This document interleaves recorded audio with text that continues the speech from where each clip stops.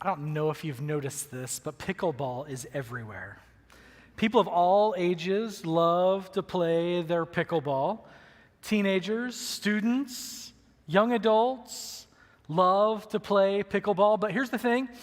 I was in the chapel at 8 o'clock. Our crowd in there is just a little bit older than it is in here. And the chapel folks also love to play pickleball. And here's what I think. I actually think pickleball was invented by orthopedic doctors. Because the amount of knee surgeries and Achilles surgeries just through the roof with people thinking they can get out there and play some pickleball. Here's the thing, people can play pickleball. You can pick up some paddles, you can pick up a couple pickleballs, and you can head out there and you can hit the ball around and have fun. But if you want to play by the rules, it is a little bit challenging. And it's most challenging for the people who think they know what to do, the people who know the rules of tennis. Because it may look similar. You're hitting a ball over a net. It may feel like a huge ping pong game, but there are some specific rules that do make it just a little bit unique over and above those games. And those who show up with tennis experience tend to find themselves just a little bit frustrated because it's not exactly what they thought they were going to do. You would think that someone who knows the game of tennis, who's mastered the spin and the overhand serve and the beautiful shot down the line and all of those things would just be a great pickleball player. But what we know is that a tennis player walks on the pickleball court and needs to relearn some of the rules. Because instead of an overhand serve, it's an underhand serve. Instead of hoping that your opponent gives you a ball at the net to smash back in their face, that is unheard of in pickleball. You have to finesse your shots or wait for the shot to bounce before you hit it up close to the net. All of the things that made them successful in tennis actually work against them when they begin to play pickleball. Their greatest strengths, their greatest assets in that way actually become their biggest liabilities. And I think there's something here that goes far beyond sports. I mean, yes, learning to adapt and play and adjust in a new world happens, but the reality for us is that there's a lesson we need to let sink in, and it's this one, that what got us here won't get us there. It's true when I'm playing pickleball. My tennis skills do not translate, and it's also true in so many other aspects and areas of my life. When we're committed to playing tennis, we can't seem to get pickleball right, and the reality is that we live in a pickleball world. If we haven't had a chance to meet before, my name is Ryan. I'm one of the pastors here, and this is part 3 of our series called How to Win at Life. And over the last several weeks, we've been looking at things that you may be familiar with, you may have engaged with, played, participated in, that may teach us something about what it means to have a skill that helps us be successful in our relationships, in our career, and even in our faith. In part 1, we talked about horse racing or the Kentucky Derby. And what we said is that we need to keep our eyes on the prize, remembering all that we've learned along the way, what the trainer has told us is important so that we can cross the finish line. In part 2, we talked about fishing, and in fishing, we talked about the importance of waiting, of being patient. And we reminded ourselves that when we're waiting, it's not wasting time. In fact, these times of waiting are often times of preparation. And we learned a question to ask ourselves when we get in a situation where it feels like it's not going as we hoped or not going as quickly as we hoped. And that question was, what is God doing that I don't yet see? Because oftentimes what God is doing behind the scenes to prepare us for what is next happens in those moments where it feels like nothing is actually happening. And today we're talking about pickleball. We're talking about the transition from tennis to pickleball. We're talking about learning and relearning. How to approach it differently. In fact, we're going to look at through this lens. How do I view my future in light of my past? How does what I've already experienced inform where I'm going and how I hope to see God at work in my life? See, the reality for us is the approach that worked 5 years ago to help us get to the spot we are in our career may not work to get us to the place that we hope to be. The way that we learn to communicate when we were growing up in our home with our parents may not be the skills that we need to get us to a healthy version of a relationship as an adult. And the ways that we used to connect with God, the ways that we used to feel closest to God may not always be the things that help us gain that connection or feel that same feeling. And it's true that we often continue to go through the motions. In fact, I'm one of those people that I keep doing it until it doesn't work, and then when it doesn't work, I do it just a little bit longer in case it starts to work again, right? Maybe you can relate to that.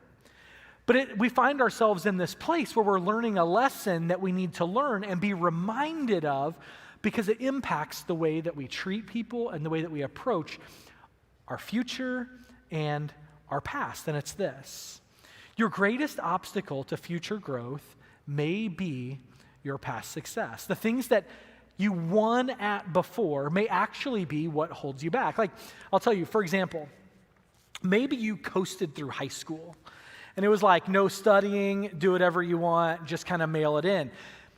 I tried that in college. And it does not work the same way, right? I mean, there's what my future success was an obstacle to me because I thought I could just keep doing the same thing and get the same results. The reality is that something often has to change if we want to get the same results that we've always got. Just because it worked in the past doesn't mean it's going to work in the future. And that can be so frustrating. It can be so frustrating because we want to get where we want to go, and we often aren't quite sure how to get there. And the good news today is that you're not alone. In fact, this is a lesson that's been learned time and time again by God's people along the way. And so today we're going to look at the story of God's relationship with his people, the people that are called Israelites. Now, we talked about them last week as well, when we talked about the story of fishing, but here's kind of the Israelites in a nutshell. The Israelites are God's chosen people. They have a unique, special relationship with God. They interact with God. God speaks to them. God guides them. God leads them. And so you may remember that the Israelites found themselves in captivity. They were slaves in Egypt. And that was not God's best for those people. That was not the plan that he had in mind for them. And so what God did is God sent Moses to rescue the people from Egypt and to take them to their promised land. And along the way, they went on a 40-year journey through the desert. You may remember that. It's called the Exodus. And along the way, they learned all kinds of lessons and experienced all kinds of things. And they eventually landed in the promised land. That's where they were living. And things are going great. Life was good. They finally got where they were trying to go. Everything was going according to plan. And then the wheels really begin to come off. Because it's here, while they're living in their promised land, that they're captured and exiled once again. God's people go from slavery to the promised land, back to living in exile under the thumb of the people in Babylon.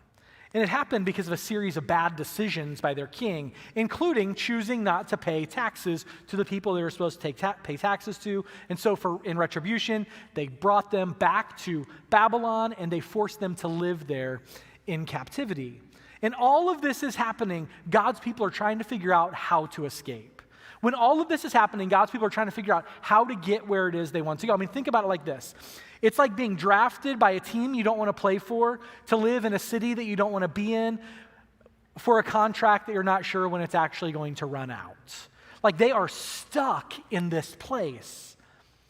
And along the way, they're reminded time and time again of God's love for them, God's care for them, God's concern for them. And every time, God rescues these people. And when we pick up the story today, they've actually been there for decades. They've been there for so long that there are people who have been born and raised and all they knew was life in captivity. And so the stories that they heard constantly were stories about the good old days. You remember the good old days? It was the days when they lived back in Jerusalem. It was back when things were perfect and it was the land of milk and honey and everything was going according to plan. This is what they were thinking about constantly. They kept remembering all the things God had done for them. You may remember the good old days sometimes too. In fact, this week, Rebecca and I went and had dinner with some friends. And we went to a Mediterranean restaurant, which, if you know me, is a little surprising, but I did find one thing on the menu that is not gross. And so I went to the Mediterranean restaurant, and I ate, and it was delicious, I will say. And it was in Liberty, and so since we were going to be in Liberty, we left just a little bit early to swing by our alma mater. And so we stopped by. We actually took our picture on the campus of William Jewell College here. Beautiful campus up on top of the hill. The red brick building is called Jewell Hall. That building is significant for the college, but this view is significant for me and Rebecca. It was about halfway up the stairs to Jewell Hall that I told Rebecca I loved her for the first time, and that was the place that I also proposed to her. And so this is a spot for us, right? And so we're back there, and we're just living our best lives. Like, we're remembering the good old days, throwing the Frisbee on the quad and all the fun things, and then we begin to walk on the quad. And you start walking on the quad, and you're like, oh, I don't remember those stairs being there. Like, oh, that building looks different. It's like, did that used to be the name of that building? And oh my gosh, they tore that building down completely. And oh, you can't drive your car on campus anymore. And it's one thing after another reminding us that the good old days no longer exist. Have you been there? Have you been reminded that all the things that you thought you needed and loved and were going to propel you forward were no longer there? But you know what we did? We decided in that moment to get in our car and leave, and to remember in our minds all the things that we loved about that place. We're people who, when things get just a little bit like, I'm not sure, we look back, and looking back can be a positive thing. It can propel us forward. It can remind us of memories. But living in the past is not how God intended for any of us to live. In fact, as the people of Israel are looking back and thinking about the good old days, God has a message for them from one of his prophets. This prophet's name is Isaiah. The prophets at the time in the Hebrew Bible have a word from God. God speaks to them. They internalize the message, and then they choose what to do with the message. Now, the good prophets, they just say it out loud, and they know that people are going to be mad, and they're sometimes not going to like it, and it's not going to be popular, but they're like, hey, don't shoot the messenger. I think that's where that comes from. It's like, be mad at God, not mad at me, but this is the message God has for you. And in this moment, we hear a message that God has for the people who keep looking back. Here's what he says, Isaiah 43, verse 18. He says, forget the former things. Do not dwell on the past. See, I am doing a new thing. Now, it's important before we move on from here just to understand the context of what Isaiah is saying. See, Isaiah is passing along God's message. But just prior to what we're reading here, God is actually walking through all the ways that God has been faithful to the people. He's reminding them constantly of all the things he's done to get them to where they are. So he's not saying don't think about it, don't remember it, don't ever have it on your mind. He's saying don't dwell on it. Don't live in the past. He's saying, he said, remember, I rescued you from slavery. I helped you defeat the army of the Egyptians. I helped you cross the Red Sea. Remember last week, I gave you water from a rock. In all of these ways, God has demonstrated his faithfulness to his people. He's saying, but don't dwell on that. Don't get stuck in that spot, because sometimes we get so fixated on recreating the past that we miss out on what's right in front of us. God's saying, don't get so concerned about that you can't see what's actually unfolding in front of you. Scholars who have studied and write about this particular passage write about it happening in two parts. The first part is to stop dwelling on their punishment and to stop yearning for the former days of power. In other words, stop being defined by your failures and stop being limited by your successes. Something new and something better is on the horizon. And what is it? Here it is, verse 19. I will make a pathway through the wilderness and rivers in the dry desert. Where there doesn't seem like there's going to be a way, I will make a way. You may have needed this verse on the way to church this morning since no roads lead here anymore, right? You may have been like, how am I ever going to get there? Well, here's the verse. Write this down, Isaiah 43:19. Just commit that to memory. There's a way to get here. Redemption is coming. Escape is coming. If you will stop focusing on the failures and the victories of the past, there's a bright future ahead. And yes, you may be experiencing pain and hurt and heartbreak, but God says, remember all the times I was faithful. Remember all the times I was with you. Remember all the times I came through. Remember all the times I did what I said I was going to do. For some of us, the past becomes an idealized world where we can only think about and talk about the good old days. We retreat to this place where everything was as we remember it, not necessarily as it actually happened. Maybe you know this guy. He lived in that world. His name is Uncle Rico. Uncle Rico was in Napoleon Dynamite. He was Napoleon Dynamite's uncle, and he was convinced that if only he had gone in the fourth quarter, his team would have won. If only he had gone in the fourth quarter, he would have millions of dollars. And, I'm guessing he's thinking if only he had gone in the fourth quarter, that would not be his house that we see in the background. That he had this idea of what could have been if only he had been able to live the way he wanted to live. He can't move on. He's stuck in 1982, throwing footballs in his backyard, trying to relive that one moment where it felt like things had potential. But see, the memories of the past don't have to hold us back. That's not the message here. They can also be a springboard that move us into the future. Isaiah doesn't want Israel to retreat to the past, but he does want them to remember his faithfulness, all the ways that he has come through. The goal isn't to forget the past. The goal is to let the past inform your future without limiting it. Think about a new pickleballer who shows up on the pickleball court. They show up with their experience, maybe that they played tennis. And in fact, I talked to a guy after the 9 o'clock service who plays at a tennis club in Overland Park, and he said all anybody talks about his tennis club is pickleball, right? So all these tennis guys showing up their pickleball, and he said it's so hard to transition from tennis to pickleball. He's like, all of these things that you identified today really nail it. But you can't pretend you don't know anything about tennis or you lose all of the past experience. It's like you do have to acknowledge that it's different. And because it's different, you have to approach it from a different perspective. And here's where it gets personal for us. Sometimes in our lives, we get stuck. We're not sure what to do. We're not sure where to go. We're not sure whether we should focus on what happened or where we're going. We're stuck between what was and what could be. And when this tension controls our life, it's so easy for us to miss out on what God is up to right in front of us. So today, as we continue, I just want to share 3 things with you that I think will be helpful tools to help you in this process of learning and relearning. You're learning a new skill in pickleball, and you're relearning what you've learned in tennis just to make it work in that new kind of life that we're living in. And this applies to your spiritual life, of course, and I hope. But also, if you showed up today and you're like, I'm not sure about the spiritual thing, I think these principles apply across different areas of your life as well. So the 3 things that we can do first is to learn a new serve. Find a new approach for how you want to do things in your life. What is it that you're doing the same that you could do differently and achieve a better result? I think about the person who has the same spiritual rhythms and day after day and year after year, they're doing the same thing. And there's one person who's like, every day it's new and it's fresh and it's exciting and God is saying something. And there's somebody else who's like, I'm so bored.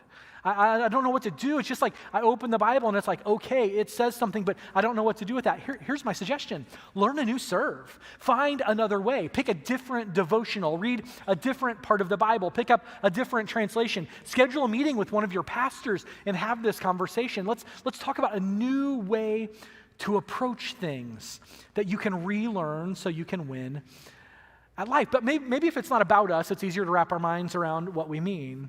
I have a dream now, this is new, like in the past week, 2 weeks, to go to Bend, Oregon. Why, you ask? Because Bend, Oregon has this.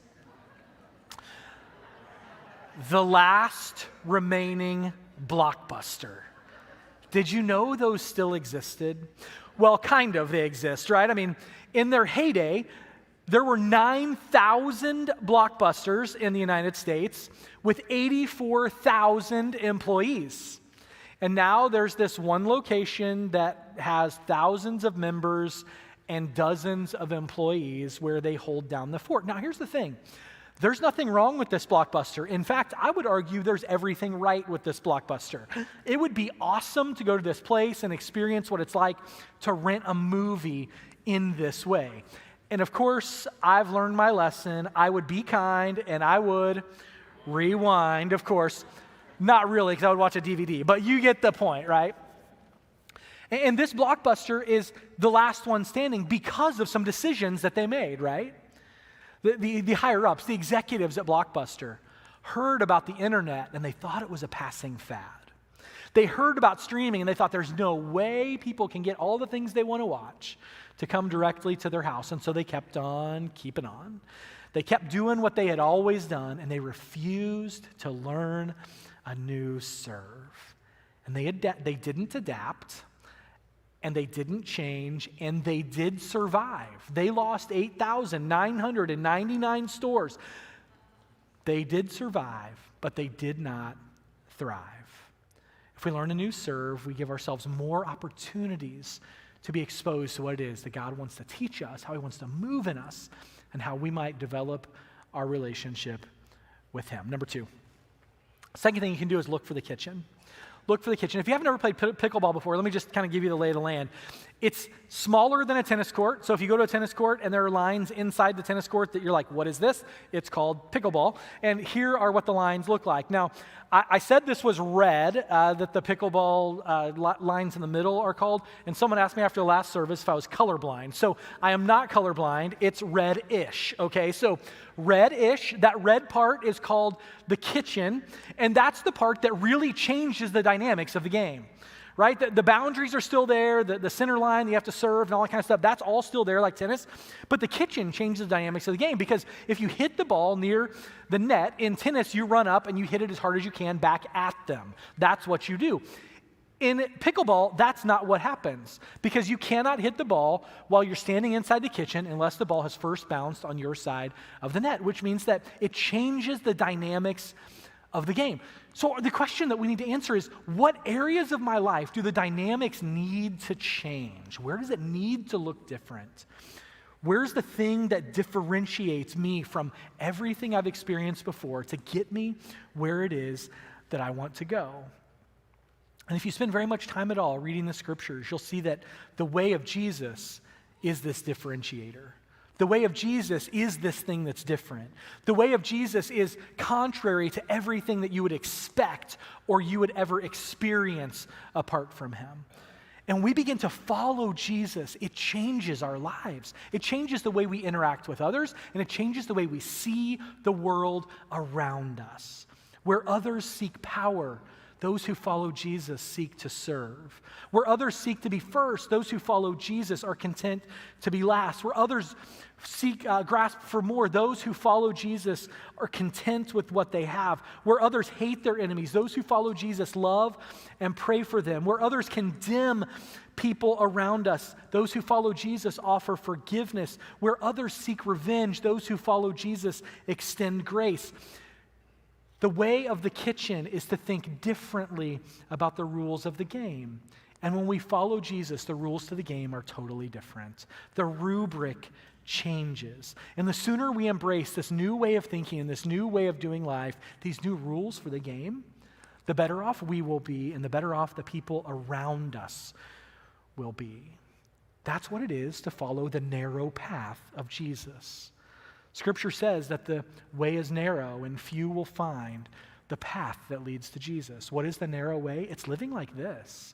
It's living the life that's different than the people around you. If there's nothing that differentiates you from non-Christians in your life, it's time to take notice, and it's time to think about how you begin to live the way of Jesus. Number three. Last thing we can do is we can lean into the pace. We can lean into the pace. The game of tennis is a fast-paced game. It's about explosive power and quick reflexes and lots of running. And pickleball is about strategy and patience and shorter shots. One is speed and power. One is patience and grace. And when we begin to embrace the pickleball pace in a tennis world, it allows us to better experience all that God has for each one of us. When we're moving so fast that we don't have time to experience and learn from and hear from God, it's a dangerous place to be. Because everything that we know about God or hear about God or experience about God is filtered through what someone else thinks. When we don't slow down long enough to hear from God directly, we put ourselves in harm's way. In fact, Pastor John Mark McComer says it this way: when we're moving too fast, we feel distant from God and end up living off somebody else's spirituality. You don't want my spirituality to be what feeds you. You don't want Caleb's spirituality to be what feeds you. Yes, those are good inputs.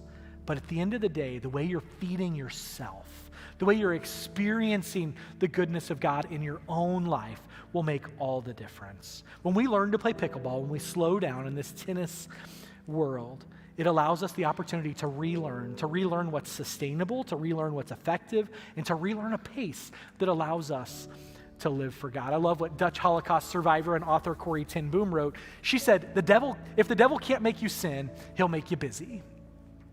Because in our busyness, we miss out on God. We don't hear what he says. We don't slow down long enough to pay attention to what he's saying.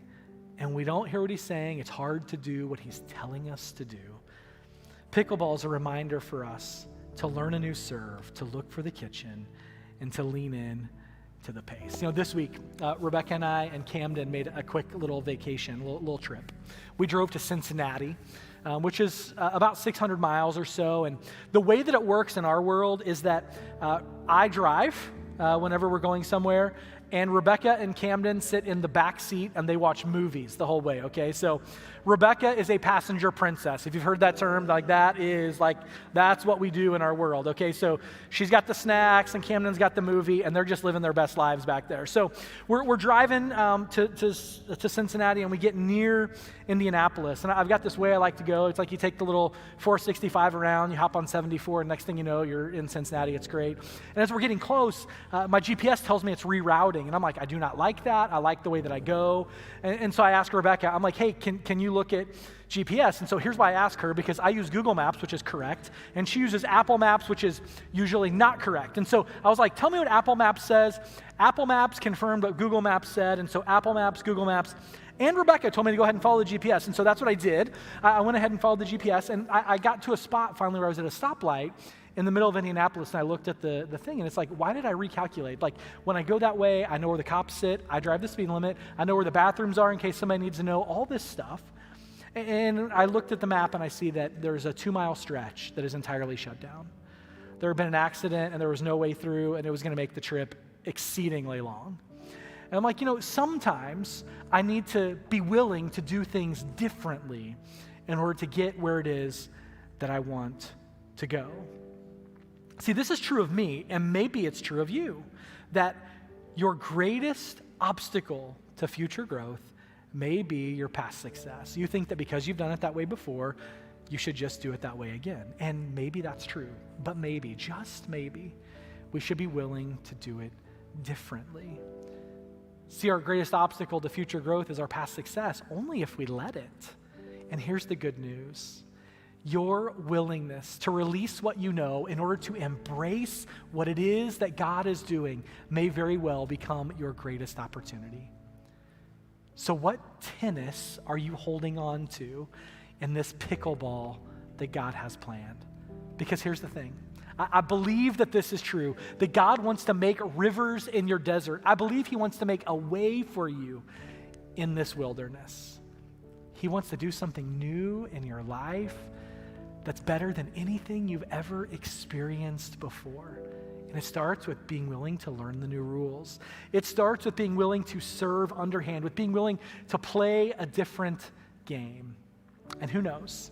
It's possible that maybe along the way you'll discover that you actually like pickleball more than you ever liked tennis. Will you pray with me?